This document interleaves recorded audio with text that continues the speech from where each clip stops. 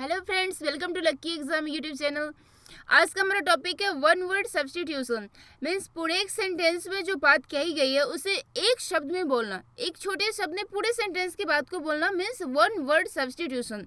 इस वीडियो में जो भी क्वेश्चंस डाले गए हैं वो प्रीवियस ईयर एसएससी सीजीएल 2016 में पूछे गए हैं। तो चलिए शुरू करते हैं आज का टॉपिक वन वर्ड सब्स्टिट्यूशन। पहला क्वेश्चन है, favouritism shown by person in power to his relatives. यानी कि पावर में होने पर अपने रिलेटिव्स के लिए जो प्रोटेक्शन, जो फेवर शो किया गया, उन्हें संरक्षण दिया गया, उसे हम एक शब्द में क्या कहते हैं। हमारे पास ऑप्शंस हैं। फॉर्मलिज्म। फॉर्मलिज्म का मतलब होता है परंपरावाद, यानी कि एडहेरेंस टू ट्रेडिशन। हिंदी में से क्या कहेंगे? परंपरावाद। नेक्स्ट है रेट-टेपिज्म।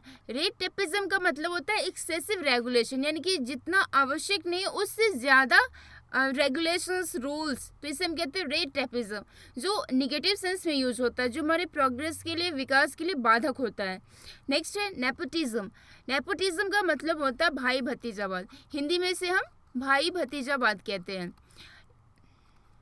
तो इसका मतलब ये नहीं कि सिर्फ भाई या भतीजा, मतलब क्या है कि रिलेटिव्स को संरक्षण देना, उन्हें प्रोटेक्शन देना, उनका फेवर करना। तो ये सेम मीनिंग दे रहा है जो हमारे क्वेश्चन में सेंटेंस है, यानी कि अपने रिलेटिव्स का संरक्षण करना। तो ये होगा हमारा answer, option number 3, nepotism. Last option है ब्यूरोक्रेसी। ब्यूरोक्रेसी का मतलब होता है कि नौकरशाही। हिंदी में से हम नौकरशाही कहेंगे। इसका मतलब है कि अ गवर्नमेंट बाय ऑफिशियल्स। नौकरशाही, कर्मचारियों के द्वारा शासन। तो इसका करेक्ट आंसर होगा नेपोटिज्म, ऑप्शन नंबर 3। नेक्स्ट है round about way of expression, यानी घुमा फिरा कर बातें करना, एग्जैक्टली टू द पॉइंट नहीं बोलना, इधर उधर की बातें करना। इसके लिए ऑप्शंस क्या क्या है? वर्बोसिटी। वर्बोसिटी का मतलब होता है द फैक्ट या quality of using more words than needed, यानी कि जो नीडेड है, जितना रिक्वायर्ड है, उससे ज़्यादा वर्डों का यूज़ करना, उससे ज़्यादा शब्दों का प्रयोग करना। टॉकेटिवनेस का मतलब होता है आउट ऑफ स्पोकननेस, बहुत ज़्यादा बोलना। सर्कमलोक्यूशन का मतलब क्या होता है? इसका मतलब होता है टू द पॉइंट नहीं बोलना, घुमा फिरा कर बोलना, इधर उधर की बातें बोलना, लेकिन टू द पॉइंट नहीं बोलना।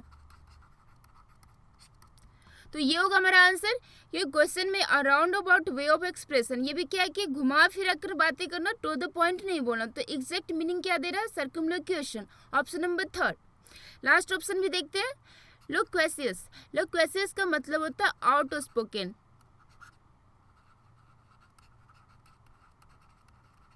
आउट ऑफ स्पोकन, तो इसका करेक्ट आंसर है ऑप्शन नंबर 3, सर्कमलोक्यूशन। नेक्स्ट है एन एग्जैक्ट कॉपी, यानी कि the same copy. Same copy, exact copy.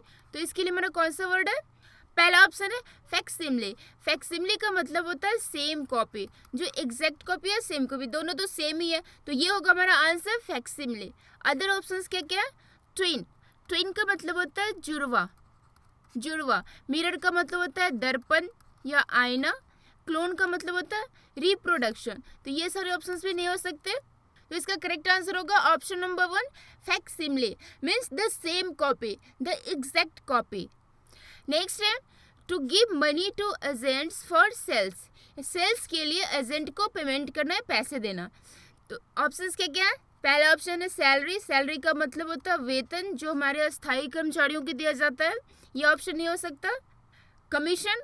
Commission का मतलब क्या होता है? जैसे कि एलआईसी का एजेंट होता है, तो वो जितने पॉलिसी सेल करता है उसके अकॉर्डिंग, नंबर ऑफ पॉलिसी के अकॉर्डिंग उसके कमीशन होते हैं, यानी कि एजेंट सेल के लिए पेमेंट पा रहा है, यानी कि कमीशन। ये होगा हमारा आंसर। अदर ऑप्शन से फी, इंसेंटिव। फी और इंसेंटिव को हम एजेंट के पेमेंट के लिए नहीं यूज़ कर सकते। तो हमारा करेक्ट आंसर होगा ऑप्शन नंबर 2, कमीशन, जो एजेंट्स को हम उसके सेल्स के पेमेंट के लिए यूज़ करते हैं। Next question, a person who is working in the same institution is called. Option है गाइड। गाइड करना मतलब दिशा निर्देश देना। कलेक्ट करने वाला को हम कलेक्टर कहते हैं। कैप्टन का मतलब होता है लीडर, जो लीड करता हो। कलीग का मतलब होता है सहकर्मी, सहकर्मी या सहयोगी। तो हमारा क्वेश्चन क्या कि person who is working in the same organisation, यानी कि सेम इंस्टीट्यूशन में जो साथ काम कर रहा हो। तो ये क्या होगा? सहकर्मी या सहयोगी मीन्स कलीग। तो हमारा आंसर होगा ऑप्शन नंबर 4, कलीग। नेक्स्ट है someone who is incapable of being quieted और पेसिफाइड। ऑप्शन है, पहला ऑप्शन है इम्प्लिकेबल। इसका मतलब होता है इसमें जो क्वेटेंड या पेसिफाई नहीं कर सकते वो होता है इम्प्लिकेबल। तो यही होगा हमारा आंसर कि क्वेश्चन में भी वही पूछा जा रहा है कि जब हम क्वेटेंड या पेसिफाई नहीं कर सकते, तो ये होगा हमारा correct answer option number 1। Other options को भी देखते हैं। अनफ्लिपेबल, इसका मतलब होता है हैविंग और शोइंग कामनेस इन क्राइसिस, यानी कि क्राइसिस के समय में भी, यानी कि दुविधा या कष्ट के समय में भी जो शांति दिखाता है, जो बावला नहीं होता, परेशान नहीं होता, उसे हम बोलते हैं अनफ्लिपेबल। नेक्स्ट है इनसेटिएबल। इसका मतलब होता है इम्पॉसिबल टू सेटिस्फाई, जिससे हम संतुष्ट नहीं कर सकते, जिससे हम सेटिस्फाई नहीं कर सकते, that is called insatiable. Last option है इनएक्सप्लिकेबल, जिसे एक्सप्लेन नहीं कर सकते, जिसकी व्याख्या नहीं कर सकते, उसे हम बोलते हैं इनएक्सप्लिकेबल। तो ये ऑप्शंस नहीं होगा, इसका करेक्ट आंसर है ऑप्शन नंबर 1 इम्प्लिकेबल, जिसका मतलब होता है someone who is incapable of being quieted और पेसिफाइड। नेक्स्ट है government by department of state. इसका आंसर क्या होगा? हमारे ऑप्शंस क्या क्या है? पहला ब्यूरोक्रेसी। ब्यूरोक्रेसी का मतलब होता है नौकरशाही, मीन्स कर्मचारियों द्वारा शासन। नेक्स्ट है ऑटोक्रेसी। ऑटोक्रेसी का मतलब होता है one person with absolute power, यानी कि शासन व्यवस्था एक बंदे के हाथ में हो, एक के हाथ में हो पूरे एब्सोल्यूट पावर के साथ, तो वो कहलाता है ऑटोक्रेसी। नेक्स्ट है ओलिगार्ची। इसका मतलब होता है small group of people having control of a country, यानी पूरे कंट्री का, पूरे शासन व्यवस्था का कंट्रोल एक छोटे से ग्रुप के पास हो, तो उसे कहते हैं ओलिगार्ची। नेक्स्ट है हायरार्ची। हायरार्ची का मतलब होता है एक सिस्टम जिसमें मेंबर्स को ऑर्गेनाइजेशन में रैंकिंग होती है, यानी कि रैंकिंग के लिए हम इस सिस्टम को यूज़ करते हैं, उसे कहते हैं हायरार्ची। तो इसमें हमारा आंसर क्या होगा? इन चारों ऑप्शन में हमारा करेक्ट आंसर होगा नौकरशाही, क्योंकि government by department of state का मतलब होता है नौकरशाही, ब्यूरोक्रेसी। तो ऑप्शन नंबर 1 हमारा आंसर होगा ब्यूरोक्रेसी। नेक्स्ट है the killing of a race, यानी कि एक वंश या एक जाति की हत्या करना। एक शब्द में इसे हम क्या कहेंगे? होमिसाइड। इसका मतलब होता है the killing of one person by another, एक बंदे का दूसरे के द्वारा हत्या किया जाना।